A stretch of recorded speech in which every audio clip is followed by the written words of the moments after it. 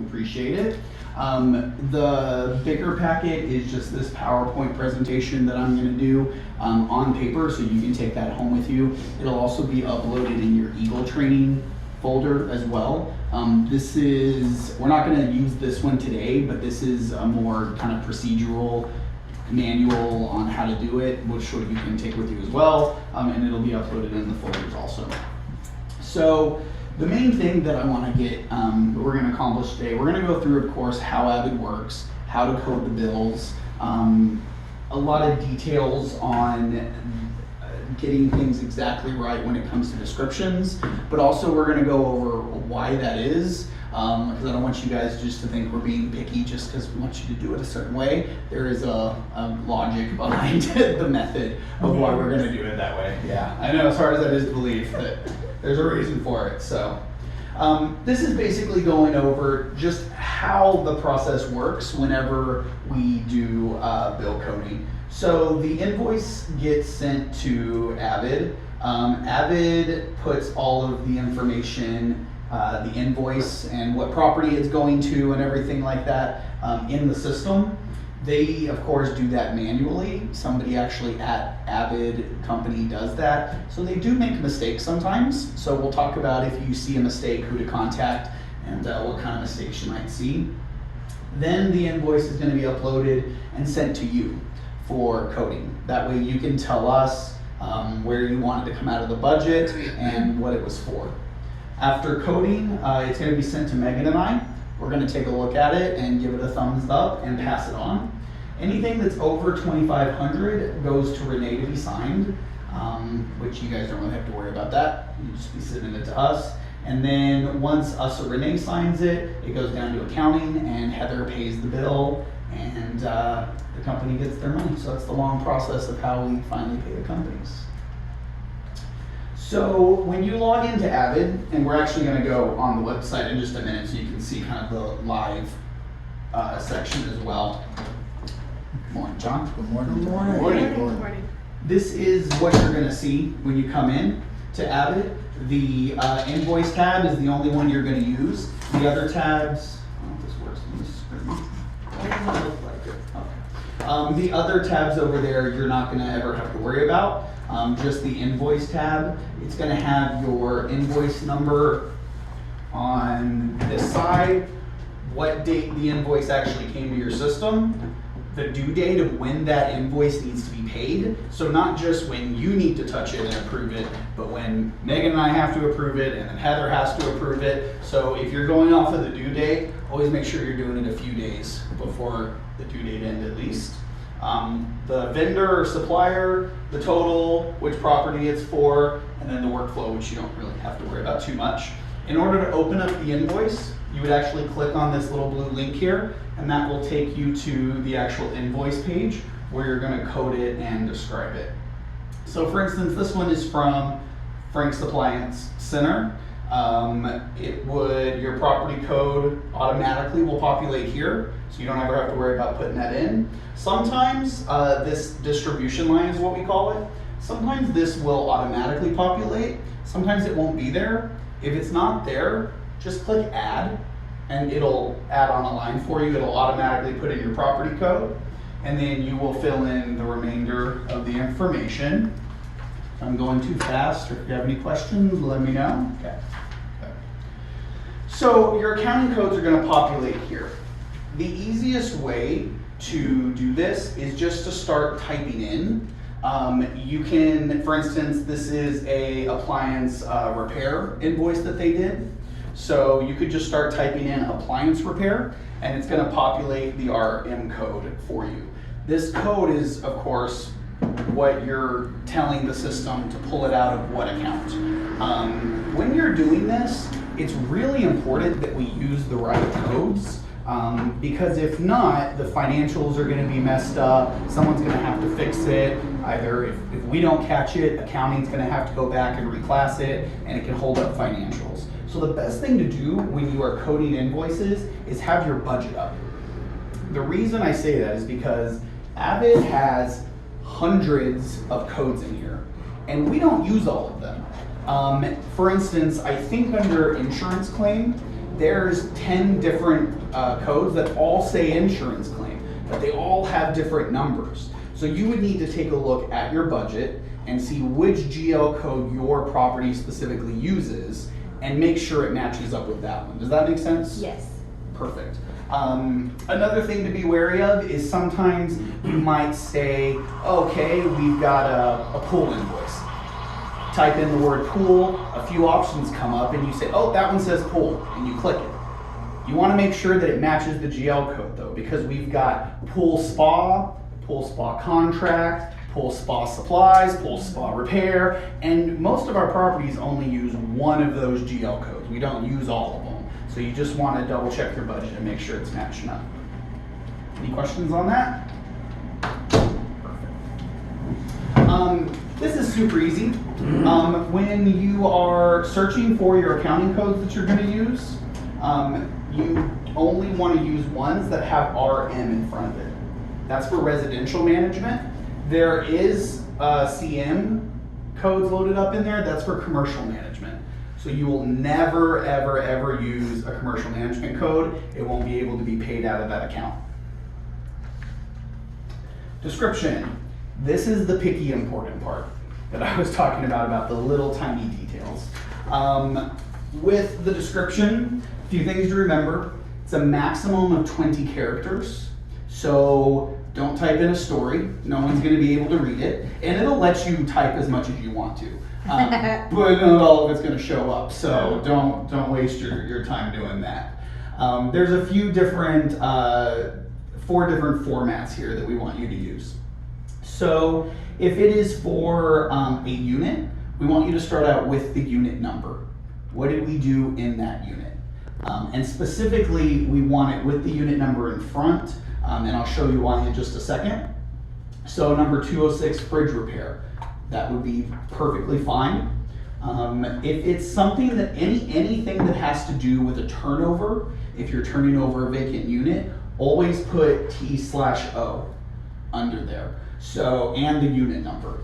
So if you had a apartment clean, you'd do it just like this, number 212 TO clean. If it was a paint, number 212 TO paint. There's even a TO apartment repair. So when your maintenance guy or you are, buying supplies, you want to make sure that you differentiate. Well, was this for unit number 6 where someone lives there, or was this for unit number 212 that we're turning? So that way you can say number 212 TO apartment repair. Does that make sense? The difference between occupied and non?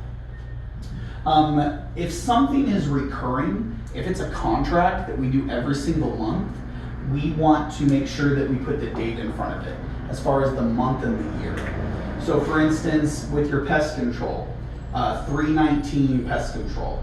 That's kind of a bad one on the bottom. 419 maintenance, that doesn't really say much. I would probably send that one back because I don't know what that is. But let's pretend that one's for landscape. You'd put 419 landscape. Make sure just to look at the date.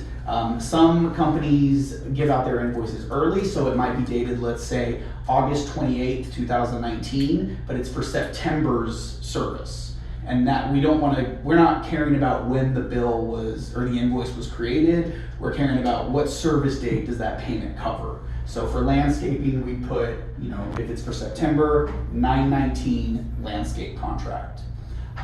For pest control, I will say that you might want to put, considering we do it more than once a month a lot of the time, you might want to put the full date that they came out of service on there. So if Lloyd's comes out to your property 3 or 4 times a month, they come out once a week or twice a week, if they came out today, 09/22/19, so that way we can break it down.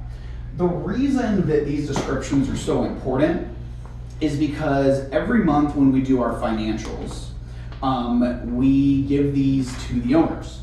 All of your descriptions are going to show up on their financial. So when let's say at La Casa Balboa, John is scrolling through his financials and he looks, if we haven't described this right, because it's only going to show the first 20 characters, he's going to say plumbing repair, and then that's all he can read. He's going to say, well, what happened with the plumbing repair? What unit was it for? If it's got number 212 plumbing repair. And then he can go back in his email and say, oh yeah, Megan emailed me that Natasha had a leak in 212. I know what that's for. Or especially when it comes to the monthly information, that way we can catch if we've been double charged. Because if we've got 2 landscape bills on there, both for 0919, we can catch that and say, wait a minute, that doesn't look right. Does that make sense? Yeah. Awesome. For, there's a button here for associated invoices. So this is kind of a cool feature. If you are coding something and you have no clue what it goes under, it's like a weird one-time bill. Let's say the city came out and performed some service that doesn't really fit in anywhere and you're not sure. You can click associated invoices and it's going to open up a box here on the side that's going to show you all of the invoices that are similar to this one. Usually it's going to bring up the same vendor. So that way you can open up that past invoice and see what we coded it under. That way it'll kind of give you a good direction and you can take a look and see, okay, is that the best one to put it under because that's what we did before? It's probably a good indicator that's the GL code that you should use. So associated invoices is a good little step if you want to try that. So this is kind of important. Let's say your maintenance guy goes to Home Depot and gets a bunch of supplies. You've got a plumbing repair in one apartment, you've got a turnover to do, and you've got a couple other things going on. You want to break that down. You don't, because you can't code different things to just one GL code. So on this one, for instance, we've got some maintenance supplies that were purchased, but we also have some lighting that I would assume is for the common area. So what you would do, you would go ahead and click this button again. Every time you click this button, it's going to add another distribution line down here. You can put the amount here. So if you know that the lighting costs $75, if you know that the lighting costs $75, you'll put that there. And then your remainder here on the rest of the maintenance supplies would go here, and you can code them to 2 different areas. So that way your lighting goes to your common area, and then your maintenance supplies goes to your turnover or apartment repair, whatever it is that you have on there. Be careful about this though. Shouldn't the maintenance guys do it separately anyway? That's what I was about to say. Be careful on this because you also have to calculate tax into this. Yeah. And I don't know about, I'm not very good at math. I mean, I can do it, but it is a pain, and there's a chance I'm going to calculate it wrong. And even though it may just be like $1 difference, we still want to try to get the best representation of what we're spending in what area possible. So if your maintenance guy can buy them separately, that's probably the best option. Or when you order from HD Supply, which we would prefer you guys to do that as opposed to going to Home Depot a lot, but yes. Can you double check also on my HD Supply account? I still don't have it.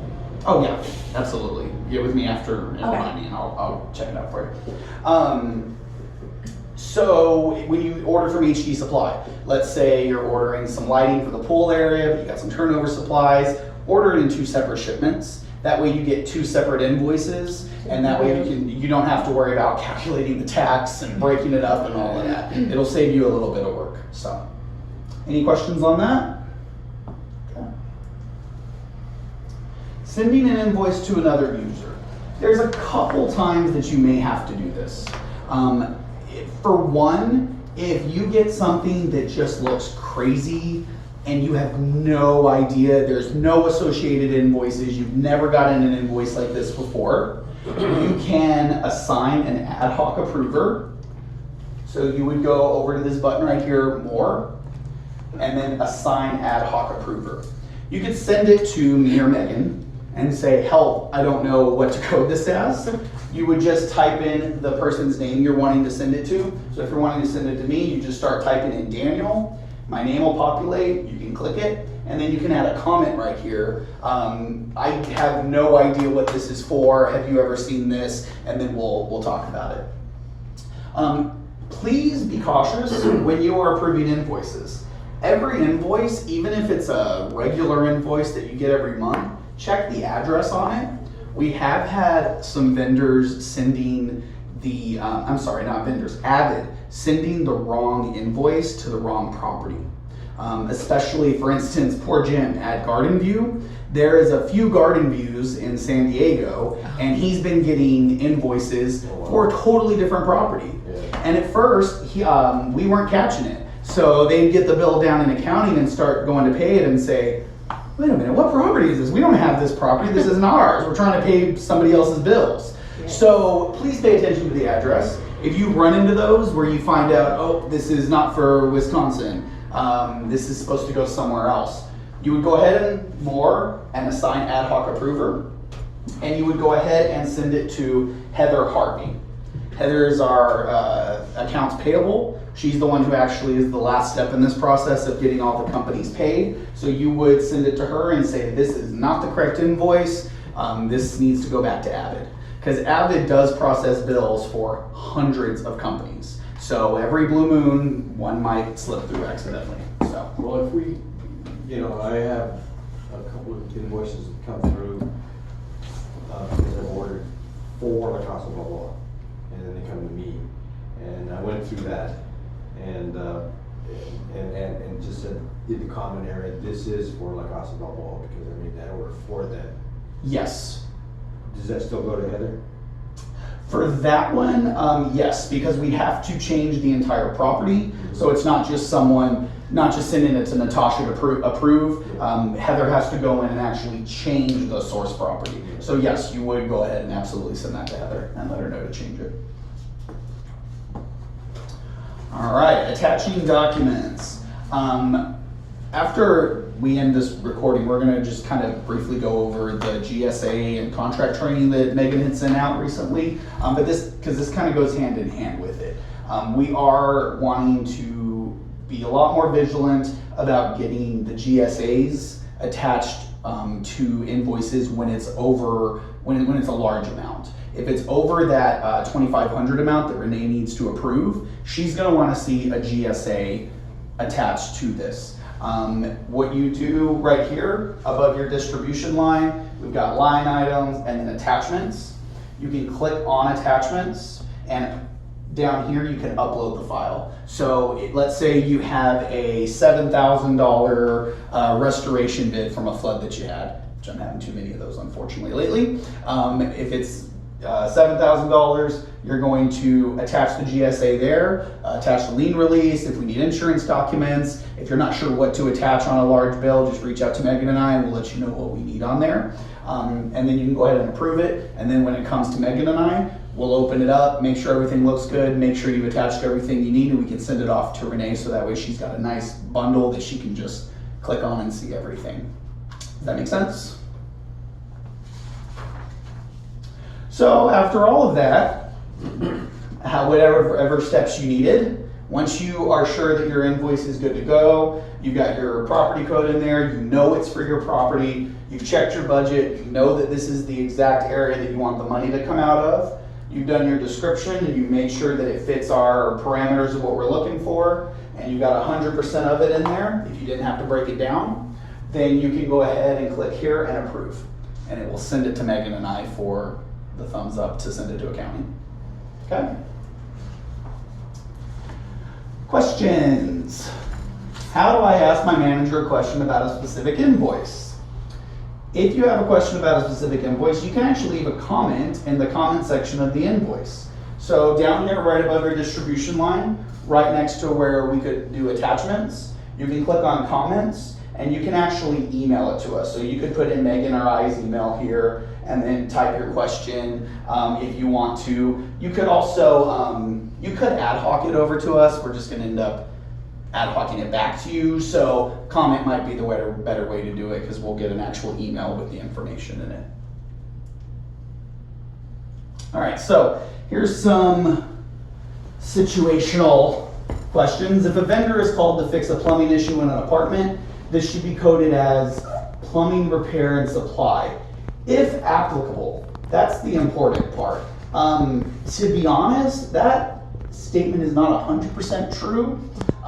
For most of the budgets, especially for our smaller properties, we don't necessarily have a budget for plumbing repair and supply. So at that point, you would have to make the decision, was this a unit repair? If so, it's probably gonna go under apartment repair. Was this a plumbing repair for like a main line in the courtyard or under the landscaping? If it was a landscaping plumbing repair, maybe it should go under landscape, supply. Or if it was, under some concrete, under a sidewalk or something, maybe it would go under common area repair. So that's where, once again, looking at your budget is really important. If a vendor is called to fix a plumbing issue in the common area plumbing, or more likely common area repair. Like I said, we don't use a whole lot of GL codes at our properties because they're quite a bit smaller. And then we've already gone over this. If items are purchased for plumbing repairs and a maintenance tech performs the work, this is not considered a plumbing cost. It should be coded to apartment repair or turnover repair. Yes. Question. If a plumber comes out for like a bathtub being clogged and it's deemed that it's the tenant's fault, how do we bill it and approve it and pay it and then we charge them, or do Yes, they 'cause pay we it, or how does it? we're still gonna pay the company directly out of the budget, so we're still gonna approve the invoice. However, you would send an AA in to have that charged back to the resident. So that way we know we're getting that money back, but we're still gonna pay the company out of the budget, so. Okay. Yep, absolutely. You just submit an AA for us to approve. Replacements versus repairs. When large items are replaced in units or common areas, it's important to check the maintenance replacement portion of the budget and code accordingly. Common replacements to watch out for: HVAC replacement, appliance replacement, flooring replacement, and window covering replacement. Those are all in your budgets, I believe. So that is something you want to watch out for, because there is an HVAC repair and an HVAC replace. There's an appliance repair and an appliance replace, and so on. So if you just be cautious of whether we're repairing something or actually fully replacing it. So how would you code garbage disposal replacements? Depending on whether it's an occupied unit or a turnover unit, either apartment repair or turnover repair. How would you code wall heater replacement? HVAC replacement. What if you need to code something that doesn't fit into a specific category in the budget? Common area repair? I don't like the answer to this question, to be honest with you. That's not necessarily always the go-to. So be careful about using that, to be honest. I'm not sure I like that one. If it has something to do with the common area, yeah, absolutely. Laundry room. If you don't have a budget for laundry repairs, it'd go under common area repair. If it's something random inside of a unit that's occupied, apartment repair. So I guess you could really say that if something doesn't fit into a specific category, you would determine, is it common area, unit, turnover, and just put it in one of those three categories. Those are the most common categories: are common area repair, apartment repair, and turnover repair. Those are our three most common that you're going to use when you code bills. So when in doubt, use one of those and you might be right. Or you can just ask me and Megan for help. All right, any questions before we do a couple of examples? Do I need to attach receipts that I get? Like if I go to Home Depot, or does the invoice, is it gonna show me basically the receipt? If you go to Home Depot and you use your Home Depot credit card, Yes. no, you do not have to do that. Home Depot knows to send all of our bills to AVID, Right. so they will automatically upload that in AVID, so you don't have to keep worry about that. receipt. No, I mean, you want to, I keep them on my. you'd want to keep it for like reference purposes for a while, or whatever PO Yeah. log system you have, but you don't have to worry about uploading it in Oh, AVID. Even when you guys do your petty cash, Yeah. when you turn that into us, Heather and us, we send that information to AVID, so then we will approve even your petty cash stuff. So you don't ever have to worry about doing that. Okay. So when you go to Avid, you're gonna see the login screen. All of you now have access to Avid. Roseby set it up. I don't know if you logged in or not yet. Okay. So you can go and you check it out. It's gonna be your email address. And then when you first get the email, there will be a password to use to activate it. And then it's gonna ask you to choose your own password. So you'll get to make your own. So here we go. So we've got all my invoices here. I've only got 65 waiting for me today. That's not too bad. Sometimes I have over 100. That's a lot of fun. See, mine is a lot. Yes. So we're gonna check out a couple of these. So I'm gonna click on this one just because it looks like one that might be good to code as an example. So we've got a bill here from ASAP Plumbing. So it's gonna upload the view here for us. So we can see over here that this was for number 5. You always wanna check, vendors put it all different places, even ASAP, sometimes you can scroll through the invoice here. Sometimes I have to come down here and take a look, because sometimes they may only put it in a description. But we wanna see what this is for. This is a shower valve. So they shut off water heater, blah, blah, blah, drain system. It's basically a plumbing repair in an occupied unit is what it sounds like to me. Yeah, exactly. So what would we code that under? Does anybody know? Apartment repair. Yes, so we would put that under apartment repair. Now I don't have to, Hashtag 5, and then the date, yeah? and then, well, the unit number, yes. Not the date. Not the because date, you this only is- have okay. to do date, it's because it's a one-time bill. Gotcha. For recurring bills is when you want to put Gotcha. the date. So if ASAP came out every month on a certain day and did something, yeah, but we're not No, gonna no, have them do that. So I'm gonna put it under apartment repair. I don't have to know the GL code for apartment repair. All I have to do is type in apartment repair, and it's gonna pull up several options for us. And you can already see, like, we've got 2 CM codes here. We are never gonna use those. But we do have regular apartment repair and TO apartment repair. This is an occupied unit, so we'll choose apartment repair, and it's gonna populate the GL code for us, so we don't have to worry about that. And then in description, what was that, number 6? 5. 5, thank you. So unit number 5, we don't have to be really descriptive on this. We just need to say it's a plumbing repair. But why would you choose apartment repair if your budget has plumbing repair code? If it does, then you would. Oh. I just know offhand because I do code so much. Oh, okay. La Casa does not have a budget for plumbing repair. Okay. So that's why it's really important to look at your budget and just Based on double your check. property's budget. Exactly. Only a few properties have budgets for actual plumbing repairs and things like that, so. And I don't have access to the share drive, or I would actually pull up La Casa's budget and we could Yeah. check it out on there, but. But not no, off we the don't, top of my we head. don't have, we don't have. You know, numbers. I'm thinking that the code itself says plumbing repair, and you're just duplicating what you just said, number 5 plumbing repair. Well, this says So- apartment repair. Okay, that one over there, Yep. that's under apartment repair. This is apartment repair. Yeah, we have plumbing repair, so I put it under plumbing So repair. if you have plumbing repair as a budget Yeah. item on your description, you might I'll want to be a put little valve more replace. specific. That's You can what- put valve replacement, That's yes, what- that's what- absolutely, 100%, yes. Okay, thanks. And then now that I'm done, I'm gonna click approve. And there we go. Now it went And over then it to just you sends it. and Megan. Yeah, and that'll send it to, once you do that, I'll get it. So let's go to one that I know is already coded.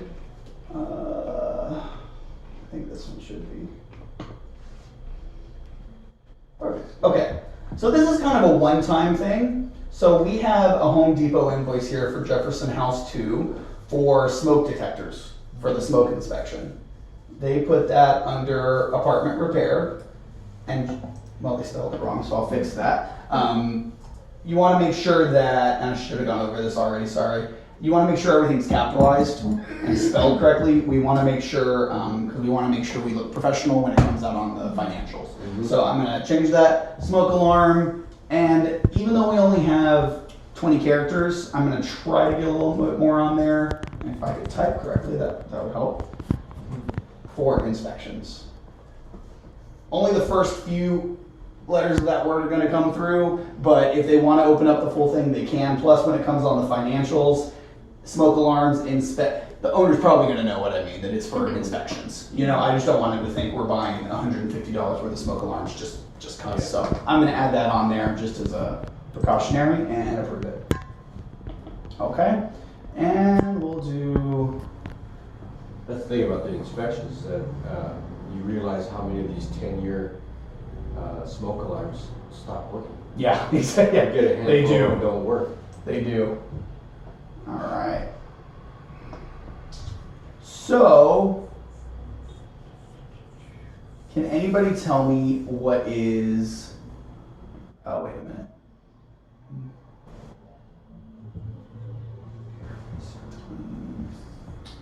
Oh, okay, so never mind, there isn't anything wrong with this one. Okay, so this one is billed under common area plumbing repair.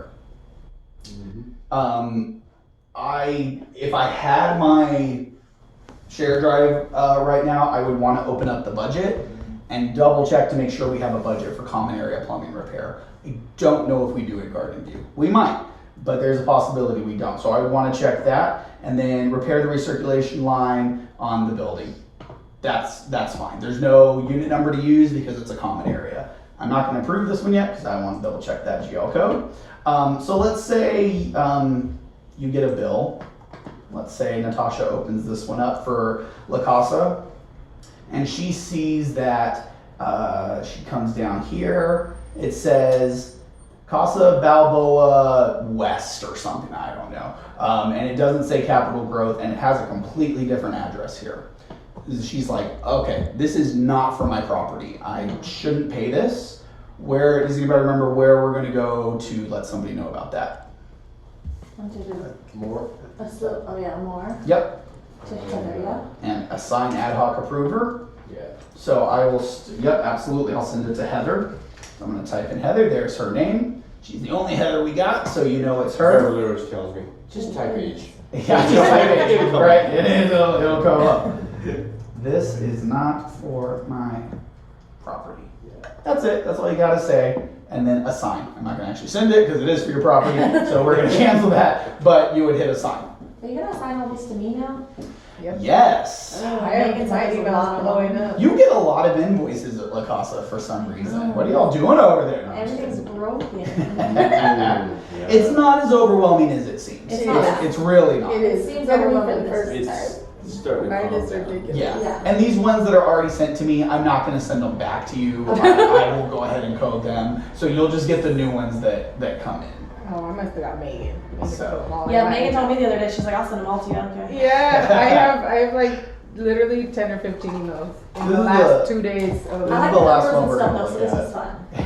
This is the last one we'll look at. So we have a bill here for, I should show you that property is, scroll down a little bit so you can make sure it's for your property in the system. So this is for Georgia Palms. We have a bill from ATI for $7,439 for emergency services performed for labor, materials, and equipment.